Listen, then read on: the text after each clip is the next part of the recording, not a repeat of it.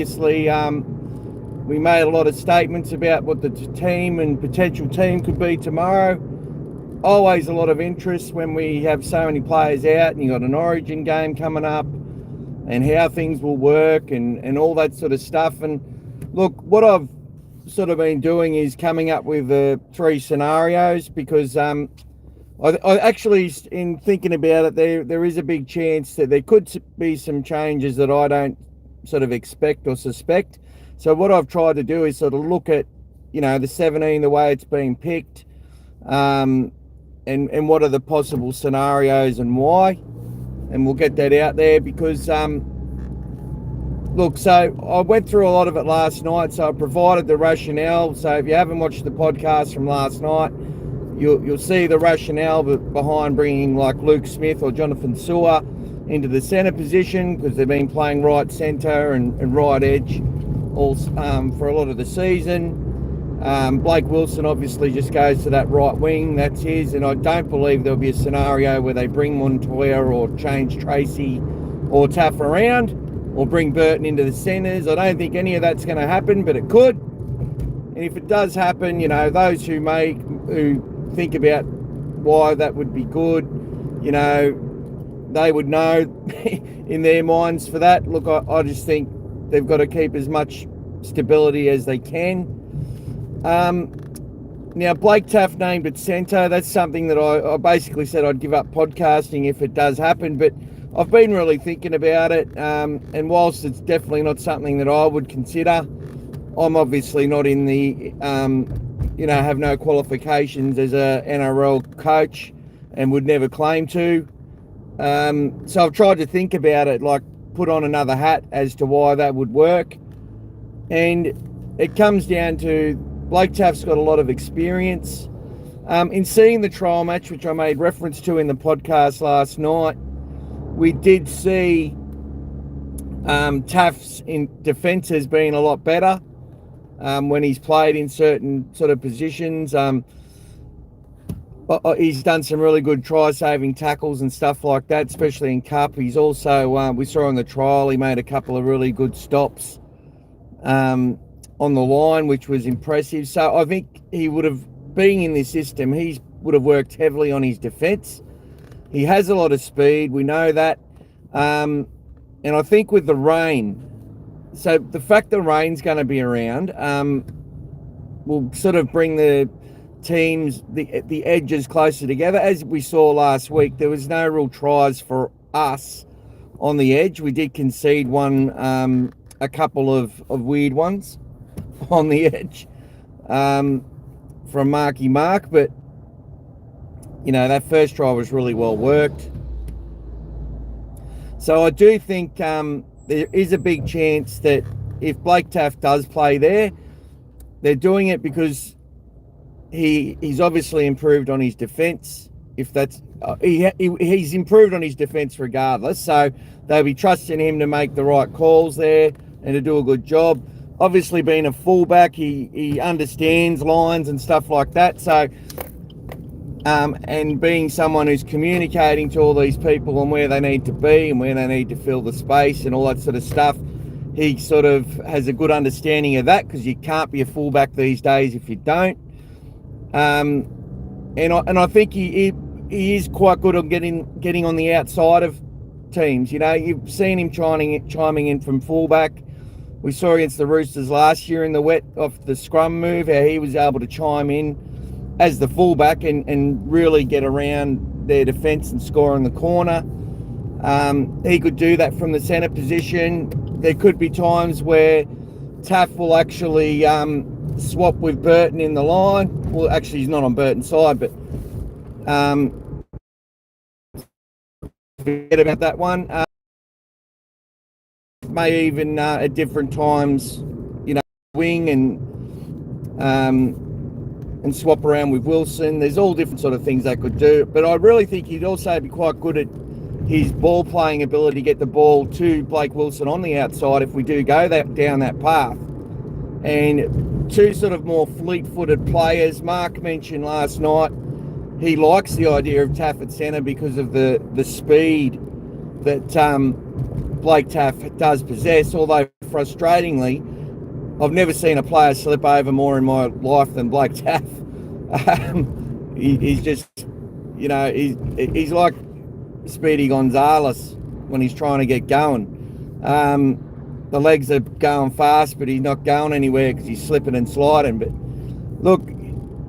looking at the rationale, there is a chance that could come to fruition. He's got more experience. They probably want to have more experience in the side with so much of our team missing. Missing Stephen Crichton is a lot of experience, even though he's only young. And Curran, these two have been part of our, best 17 for a very long time. We've had a lot of success with those two there.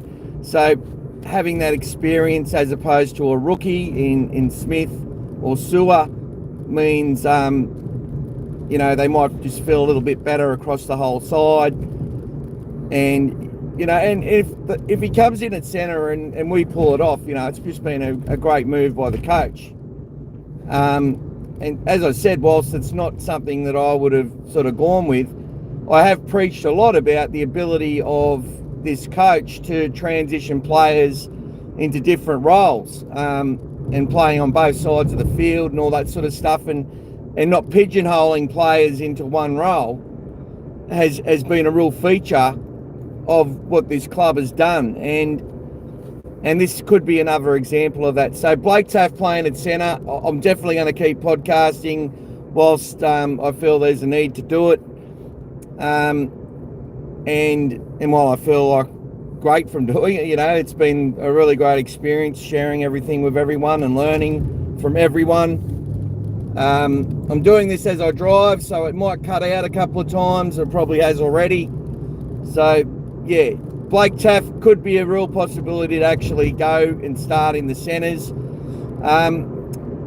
Now, there was another suggestion, and I made this suggestion last night, that Josh Curran could go back to that right edge because he's played there plenty of times. And if they do that, that would be more a case of, he played on that right edge with Toby earlier in the season against the Sharks and did a really good job with Critter and Curran in that. I'm not sure if Curran played that game. I think that was Critter and Wilson. So that would have 3 of the 4 players that played in that Sharks game on that right edge in the team, meaning Blake Wilson, Josh Curran, and Toby Sexton, with the only new person to be either Blake Taff, Luke Smith, or Jonathan Sewer. And look, whilst I thought Harry did a really good job from there, that allows Harry to get back and potentially start or come off the bench. I'm not sure who they would pick out of Lipoi or Harry Hayes to start. I'd probably go with a Lipoi Hopoi, but Harry's probably earned the right now to have a crack at that. And being sort of ahead in the pecking order, as it seems, that might be the way that they go. The other options as well, obviously Sam Hughes, if he plays, I believe, I said this last night, I believe Sam will start because he's a starting front rower for us to take the the sting out of the game for the people coming on, and that would be good. So yes, look, I think there's a chance they might bring someone out.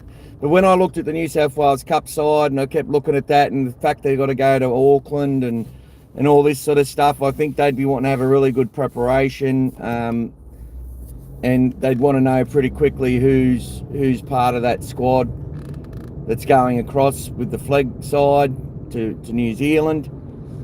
And so I should never write anything off when it comes to our club, but thinking about the rationale on it, I've had people provide their ideas, and I sort of dismissed it last night, and thinking about it, dreaming about it last night when I slept, I do believe that there is a possibility that the back line could stay as it's been named, and if that's the case, that's because they want a more experienced player in there, someone who's obviously getting better at their defence. The fact that they're a club which is quite happy to build additional roles for players and not pigeonhole them to one sort of role. And the fact that Blake Taff has a lot of speed and he has a really good passing game. He's highly skilled. He could definitely help create something on the edge, even though wet weather expected isn't really going to be conducive to that as much. But having more light-footed players out there could be a real big point of difference for us, and we might be able to see him, get on the outside of a Herbie Farnworth. So let's see if that comes through. It may not.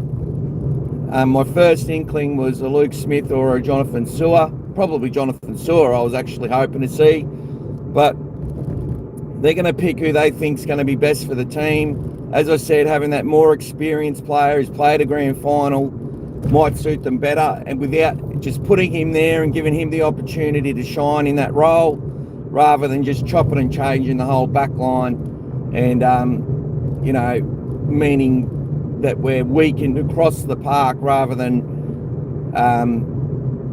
being able to get out there, keep doing what we're doing on the left and go out there and in the training runs and the captain's runs to practice on that right edge. And as I said, if they do bring Curran back there, they've got 3 players that played against the Sharks on that side. So obviously they'll have some muscle memory from that. And I felt Curran had a really good game against the Sharks, as did Preston, who swapped back to the left when he came on. So that's the thoughts there. We've already talked about all the other scenarios, but that was some, I shouldn't be dismissive of what they might do. And definitely want to make sure I get it out there that I'm not going to quit podcasting if Blake Taff plays centre, because and look, even if it turns out pear-shaped, you got to look at the rationale behind why they do things, and having that extra experience, a bit of extra speed out there, and the fact that they've got some good combinations, and someone who knows what they're doing, especially when it comes to lining up numbers and communicating. Well, your fullbacks, Blake Taff communicates really well, is stuff I've heard. So, and you have to, being that fullback and being that player. So there you go. Anyway.